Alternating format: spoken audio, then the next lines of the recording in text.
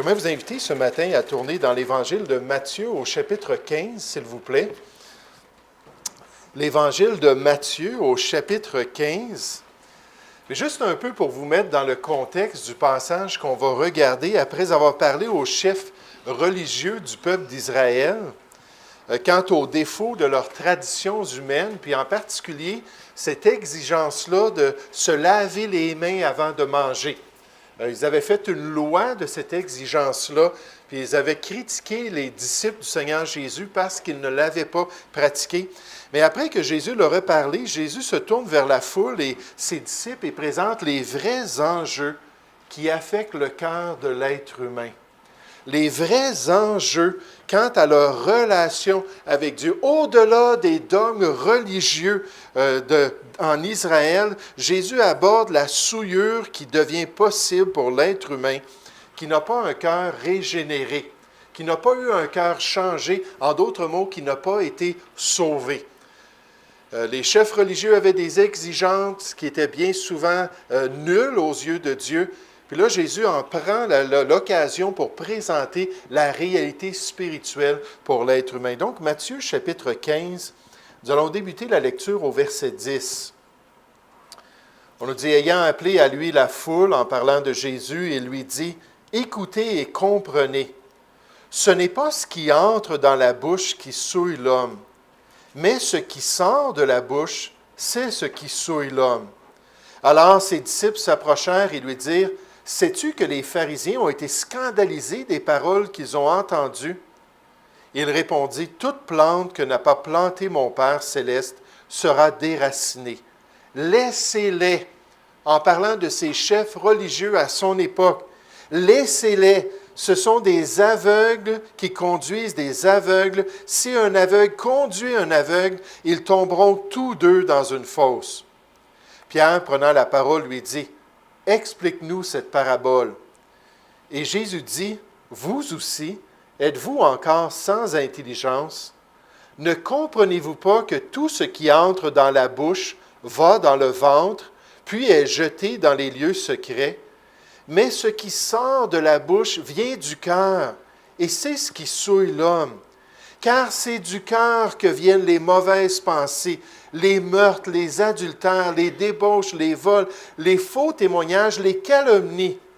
Voilà les choses qui souillent l'homme.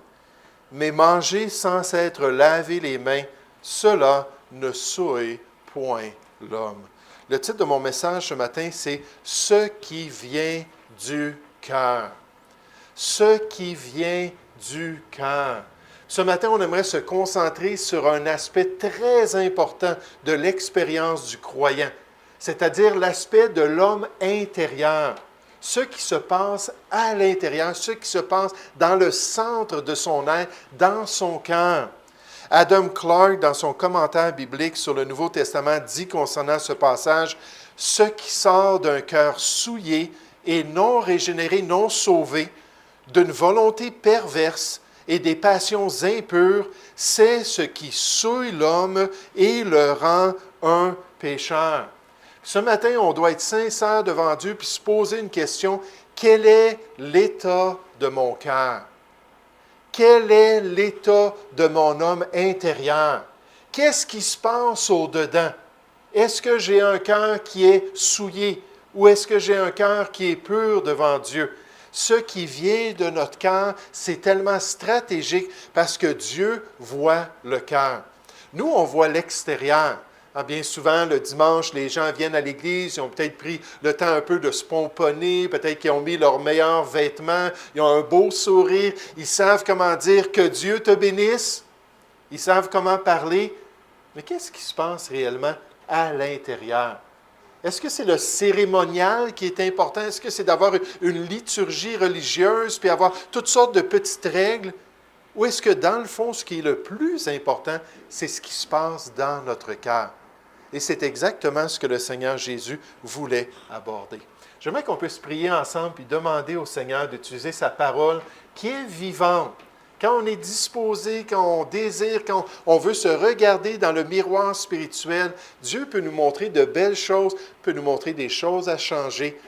mais il faut lui demander d'agir dans notre cœur. Vous ne possédez pas parce que vous ne demandez pas. Donc, j'aimerais qu'on puisse prier sincèrement puis demander que Dieu travaille dans notre cœur ce matin. Prions ensemble. Oui, Père Céleste, Seigneur, j'aimerais te remercier pour ce beau discours du Seigneur Jésus. J'aimerais te remercier, Seigneur, qu'il n'était pas conformiste, qu'il ne voulait pas suivre la tradition des dirigeants religieux, qu'il ne voulait pas être un hypocrite comme eux, mais Seigneur, qu'il était prêt à regarder ce qui était essentiel, ce qui était le plus important. Et Père Céleste, ce matin, Seigneur, on s'approche de ta parole, on s'approche de toi, on se dispose spirituellement, Seigneur, pour que tu puisses parler à nos cœurs. Et Père, peut-être pendant la semaine, on a laissé des choses affecter notre cœur, peut-être qu'on n'a pas gardé notre cœur, on ne l'a pas protégé comme on aurait dû le faire. Et peut-être, Seigneur, tu veux adresser la question de notre cœur ce matin. Peu importe, Seigneur, ce que tu veux accomplir dans notre vie, Père, on se dispose à toi. On te demande que tu puisses nous instruire ce matin, que tu puisses parler à nos cœurs. Et surtout, Seigneur, qu'on puisse atteindre cet objectif d'avoir un bon cœur, une bonne conscience et une foi sincère. Accomplis ta volonté dans chacune de nos vies, nous te prions. Au nom du Seigneur Jésus. Amen. Ce qui vient du cœur.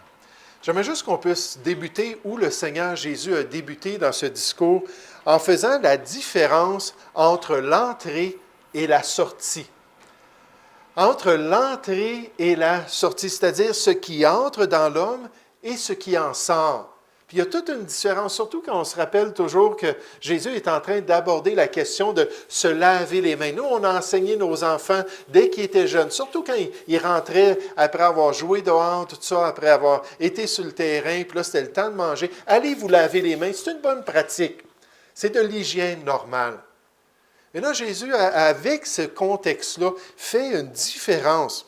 Puis il présente l'idée d'une saleté physique qui peut pénétrer dans l'homme par sa bouche comme étant presque vaine en comparaison à la saleté morale et spirituelle qui peut sortir de son cœur et qui peut se manifester dans sa vie. Regardez ce qu'il dit au verset 10.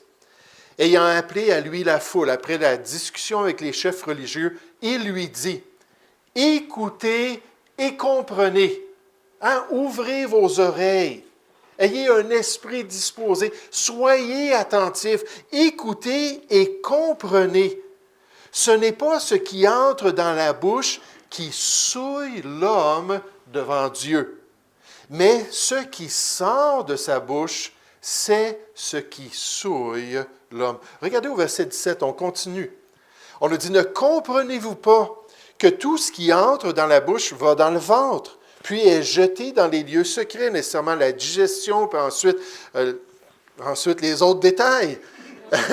Mais ce qui sort de la bouche vient du cœur, et c'est ce qui souille l'homme. » Jérémie, en parlant du cœur, puis il avait vu beaucoup le cœur du peuple d'Israël pendant 43 ans de ministère.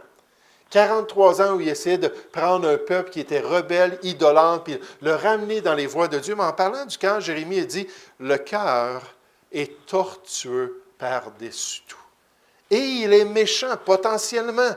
Il est méchant et même qui peut le connaître? L'intérieur peut dévier énormément. L'intérieur peut s'éloigner tellement du plan de Dieu. Avant d'être sauvé, en général, la Bible nous dit, selon ce qui est écrit, « Il n'y a point de juste, pas même un seul.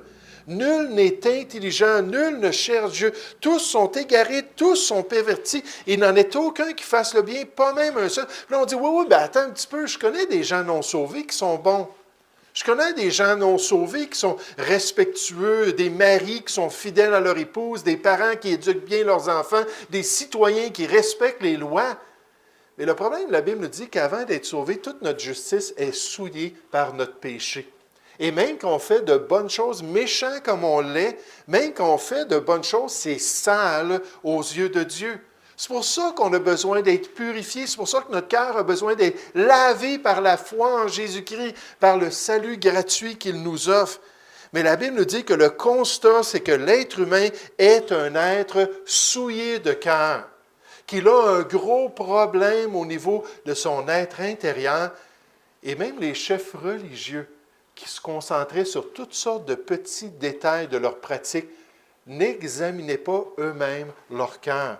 En fait, le texte biblique et le Seigneur Jésus nous présentent l'aveuglement de l'homme quant à son cœur. L'aveuglement de l'être humain quant à son état intérieur. L'être humain est si prompt à se tromper lui-même quant à sa condition spirituelle. Il est si prompt à manquer la réalité de ce qui se passe à l'intérieur, au point que le roi Salomon, dans l'Ancien Testament, a dit « Toutes les voies de l'homme sont pures à ses yeux. » Ses voies, ça veut dire la direction de sa vie, ses décisions, ses affections, ses passions, tout ce qu'il fait, toutes ses voies, dans le fond, il est correct. L'être humain se base sur sa propre conscience, sur ses propres standards, puis sans la loi de Dieu, puis sans l'Esprit de Dieu, puis sans la présence de Dieu dans sa vie, il dit tout est correct. Bon, on nous dit, mais celui qui pèse les esprits, c'est l'Éternel, c'est lui qui connaît réellement notre état intérieur. On nous dit toutes les voies de l'homme sont droites à ses yeux. Puis vraiment, dans la balance des choses, il se sent bien à l'aise avec ses choix. Pourquoi? Parce qu'il a tellement de la difficulté à se voir lui-même. Puis les chefs religieux à l'époque du Seigneur Jésus ne réalisaient pas leurs besoins spirituels et ils se trompaient eux-mêmes quant à l'état de leur cœur. Et combien de fois on témoigne à des gens? Combien de fois on leur partage le changement que Dieu a accompli dans notre vie? Puis ils nous regardent puis ils disent « Je ne suis pas un pécheur, moi. Hein, tu me parles de mentir, je ne suis pas un menteur. Tu me parles de voler, je n'ai jamais fait un vol de banque. Tu me parles de tuer, je n'ai jamais tué mon prochain, quoique j'y ai pensé souvent, mais je ne l'ai jamais fait. » Puis ils ne réalisent pas que dans le fond, même si c'est juste dans les intentions au niveau de leur cœur, Jésus a dit, regardez une femme, là, puis la convoiter dans son cœur à l'intérieur. C'est un adultère spirituel. Avoir de la haine, Matthieu chapitre 5, au point de vouloir tuer quelqu'un, ça se passe juste dans les intentions. Dieu a vu le cœur. Il dit non, c'est mal. Et c'est pour ça que la Bible nous met tous dans le même bateau. Nous sommes tous des pécheurs. Nous avons tous un problème au niveau de notre cœur. Regardez au verset 10 à nouveau, on nous dit, ayant appelé à lui la foule, il lui dit, écoutez et comprenez. Ce n'est pas ce qui entre dans la bouche qui souille l'homme, mais c'est ce qui sort de la bouche, c'est ce qui souille l'homme. Alors ses disciples s'approchèrent et lui dirent, sais-tu que les pharisiens ont été scandalisés des paroles qu'ils ont entendues, les pharisiens, les consacrés? C'est ce que le mot veut dire. Ceux qui s'étaient donnés à la loi de Dieu pour défendre la foi juive. Et ces gens-là, ces chefs religieux-là, ont été scandalisés. Il répondit, toute plante que n'a pas plantée mon Père céleste sera déracinée. S'ils sont dans ce rôle religieux-là, s'ils ont cette influence-là sur le peuple et que ça ne vient pas de mon Père céleste, Dieu va régler cela un jour. Puis regardez comment Jésus les décrit. Laissez-les. Ce sont des aveugles qui conduisent des aveugles. Si un aveugle conduit un aveugle, ils tomberont tous les deux dans une fosse. Puis Jésus, lui, il voyait le cœur. Il voyait ce qu'il y avait à l'intérieur de l'homme. Puis il regardait ces chefs religieux-là avec toutes leurs cérémonies, toutes leurs exigences qu'ils avaient rajoutées au commandement de Dieu, qui rendaient la vie des brebis en Israël pénible. Elles étaient écrasées par les fardeaux de la tradition des anciens. Puis il regardait ces gens-là avec leur zèle, puis il voyait le cœur. Et au niveau de leur cœur, ils étaient totalement souillés. Ils étaient totalement contraires à la volonté de Dieu. Tournez avec moi dans Matthieu chapitre 23. Matthieu chapitre 23, qui est appelé le chapitre des 8 malheurs sur les chefs religieux en Israël. À 8 reprises, Jésus parle à ces chefs-là et leur dit « Malheur à vous, scribes et pharisiens hypocrites! Malheur à vous, malheur à vous, malheur à vous! » À 8 reprises. Puis une des raisons qu'on va voir pour lesquelles ils étaient maudits de Dieu, c'est qu'ils ne voulaient pas traiter la question de leur cœur. Ils ne voulaient pas que la sonde de la parole de Dieu descende jusqu'à leur cœur.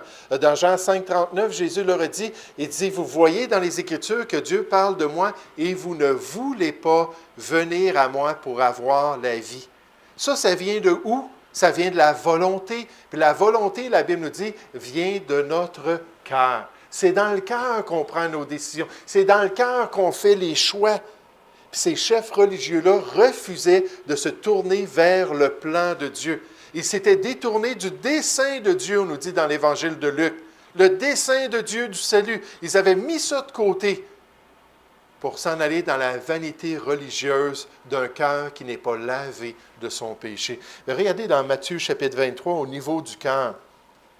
À partir du verset 25, Matthieu chapitre 23, le 6e malheur prononcé contre eux.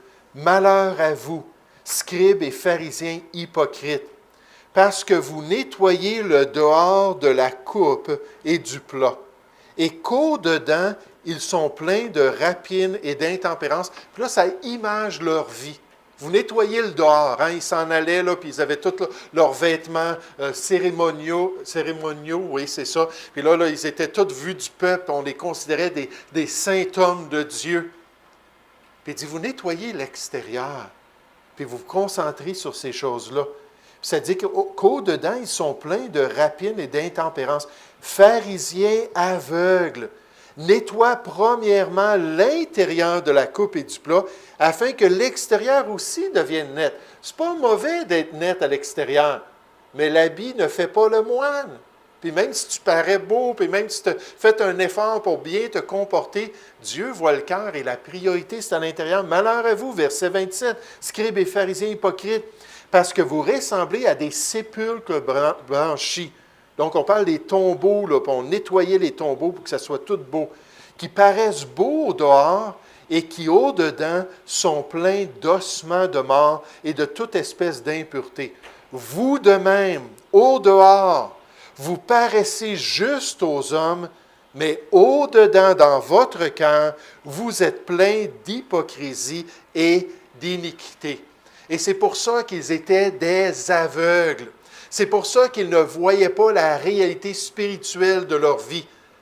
Et c'est pour ça qu'ils avaient un impact sur d'autres personnes pour les amener vers la fausse. Et Jésus a dit, laissez-les aller. Ils ont fait leur choix. Ils ont choisi leur voie. Mais donc, on voit premièrement ce matin dans ce passage la différence entre l'entrée et la sortie. C'est ce que Jésus illustre ici. Ce qui entre dans le corps physique et ce qui sort de notre cœur. Toute une différence aux yeux de Dieu. Deuxièmement, on voit l'aveuglement si facile de l'être humain quant à l'intérieur de son cœur. On a fait une série, il y avait quoi, 24 illustrations du salut? Puis on a tout passé à travers ces illustrations-là pour nous aider à comprendre le salut. Puis je me demande, après cette série-là, puis après toutes les prédications, puis régulièrement, je reviens sur le salut, je me demande s'il n'y a pas encore des gens qui ne sont pas sauvés ici parmi nous, qui n'ont pas encore compris que le salut, c'est l'œuvre de Dieu. Le salut, ce n'est pas nous qui faisons quelque chose, c'est Dieu qui a tout fait. Jésus qui a tout accompli, c'est fait, tétélestai, tout est payé, qu'il a dit sur la croix du Calvaire. Puis le salut, c'est un cadeau gratuit. On peut librement, gratuitement venir et recevoir la vie éternelle lorsqu'on se détourne de notre péché, qu'on confesse notre état spirituel et qu'on reçoit cette nouvelle vie-là. Mais combien d'entre nous, on est peut-être aveuglés spirituellement? Combien d'entre nous, on ne comprend pas notre condition? On ne réalise pas qu'on a besoin du Sauveur. Mais enfin, dans ce passage, la parole de Dieu présente des souillures qu'on doit éviter.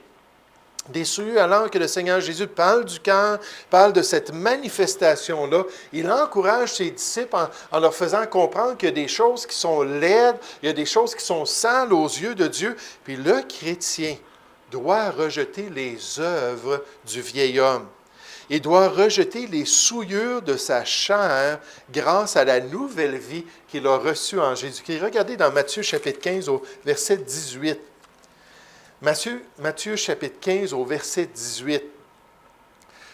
C'est comme une liste noire que le Seigneur Jésus fait pour ses disciples. Il dit, mais ce qui sort de la bouche vient du cœur. Et c'est ce qui souille l'homme. Car c'est du cœur que viennent les mauvaises pensées. Mercredi soir, on a tout étalé les 8 caractéristiques d'un bon raisonnement dans Philippiens chapitre 4 au verset 8. Hein, que tout ce qui est juste, tout ce qui est pur, tout ce qui mérite l'approbation, ce qui est vertueux et digne de louange, j'en ai manqué 3. Mais on a tout regardé ça pour amener toute pensée captive à l'obéissance de Christ. Les mauvaises pensées, Dieu les voit. Et c'est mal à ses yeux. Mais c'est du cœur que viennent les mauvaises pensées, les meurtres, les adultères, les débauches, les vols, les faux témoignages, les calomnies. Voilà les choses qui souillent l'homme. Mais manger sans être lavé les mains, cela ne souille point l'homme.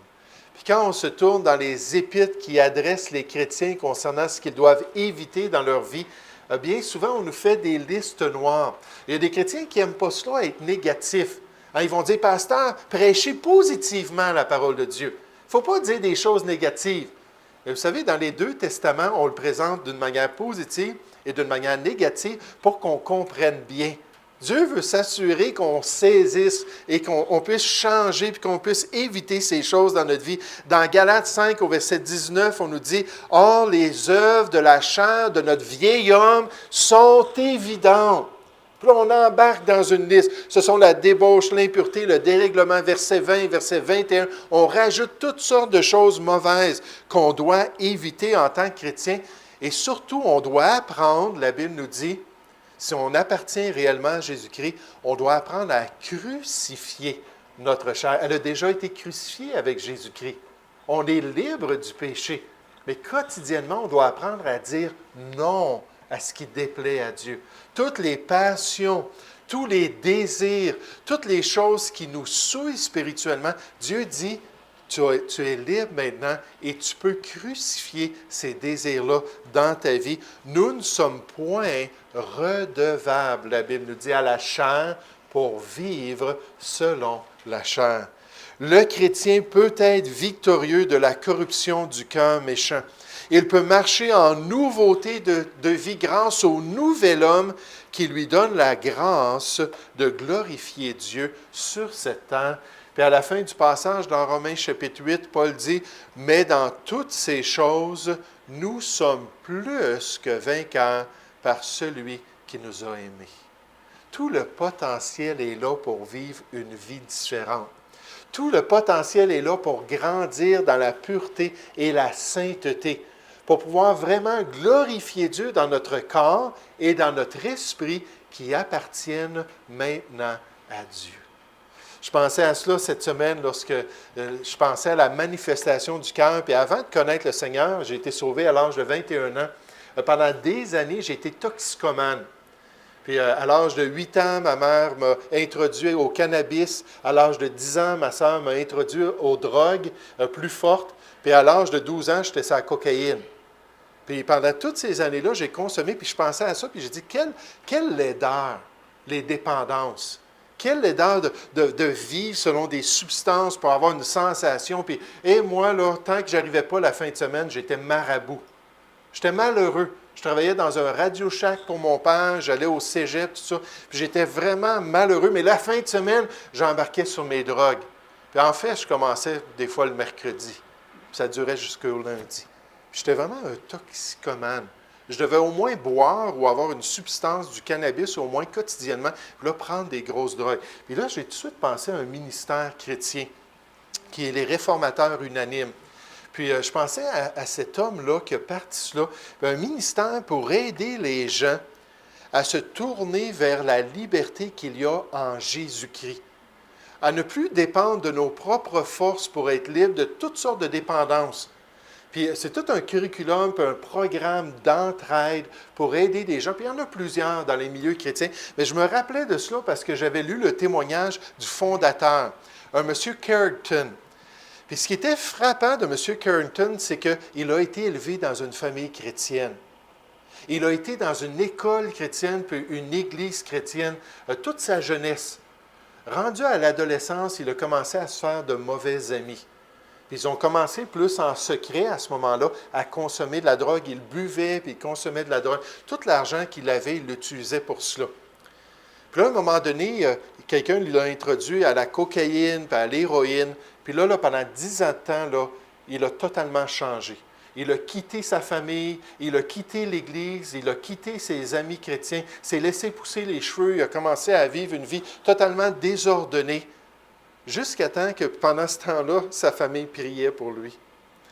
Ses amis à l'Église, son pasteur, il demandait, Dieu, fais quelque chose dans la vie de Steve, fais quelque chose de Stephen, agis puissamment, manifeste-toi. Puis à un moment donné, quelqu'un est venu lui partager l'Évangile qu'il a entendu toute sa jeunesse. Et cette fois-là, l'Esprit de Dieu a touché son cœur. Puis il l'a amené à la repentance. Puis là, il a eu un cœur brisé, d'avoir perdu 10 ans de vie, d'avoir une telle mauvaise réputation, d'avoir ruiné les relations dans sa vie. Il est revenu à sa famille. Il les a remerciés d'avoir prié pour lui. Il est revenu à son Église, puis il a confessé son péché. Puis il a commencé à ramener des amis chrétiens dans sa vie. Mais il avait un problème. Il était accroché sur des grosses substances. Puis là, par la grâce de Dieu, grâce à son pasteur, tout ça, avec les vérités puis les promesses des Écritures, il a commencé à mettre toutes ces drogues-là de côté. Puis finalement, il est devenu totalement libre. Puis là, il s'est mis à réfléchir parce qu'il rencontrait des gens qu'il avait côtoyés alors qu'il consommait. Puis il essayait de les encourager à se tourner vers le Seigneur. Puis certains d'entre eux ont été sauvés, mais revenaient toujours aux mêmes choses, aux mêmes dépendances, des cycles de 2 ans d'abstinence. Puis on revient, puis on retombe dans les mêmes choses. Des cycles de 5 ans d'abstinence. Quand tu vois une personne comme lui, qui a été des années, moi, j'ai parlé dans certaines places, puis ça faisait 30 ans que j'étais abstinent. 30 ans que j'avais cessé de consommer, que j'avais cessé de boire, j'avais cessé de prendre des drogues. Mais ça, c'est la grâce de Dieu, frères et sœurs. Ça, c'est la puissance du Seigneur qui s'est manifestée. Puis finalement, il s'est mis à écrire des pensées. Puis plus tard, ça a été tout comptabilisé, ça n'a pas comptabilisé, puis ça a été tout mis d'une manière systématique. Et un programme est sorti de là qui a aidé des milliers de toxicomanes à connaître la grâce de Dieu, le salut en Jésus-Christ et la liberté que nous possédons en lui. Et Jésus a dit, les cérémonies humaines, ça ne change pas la réalité de notre relation avec Dieu bien souvent. Il a dit, il y a des choses qui sont pesantes sur les épaules des disciples qui n'affectent pas leur pureté personnelle. Puis il dit, ce qui est le plus important, c'est l'état de notre cœur, l'état de l'intérieur. C'est toute la différence entre la religion et une relation avec Jésus-Christ. C'est la chose la plus importante à saisir dans notre vie. Cesser d'avoir des écueils sur nos yeux. Cesser d'être aveugle concernant notre condition. On est tous pareils parce qu'on a tout le potentiel de pouvoir éviter les œuvres de notre chair et de pouvoir glorifier Dieu ici-bas. Est-ce qu'on est prêt à reconnaître notre faiblesse devant le Seigneur? Est-ce qu'on est prêt à admettre qu'on a besoin de lui quotidiennement? Peut-être que c'est juste des petites dépendances.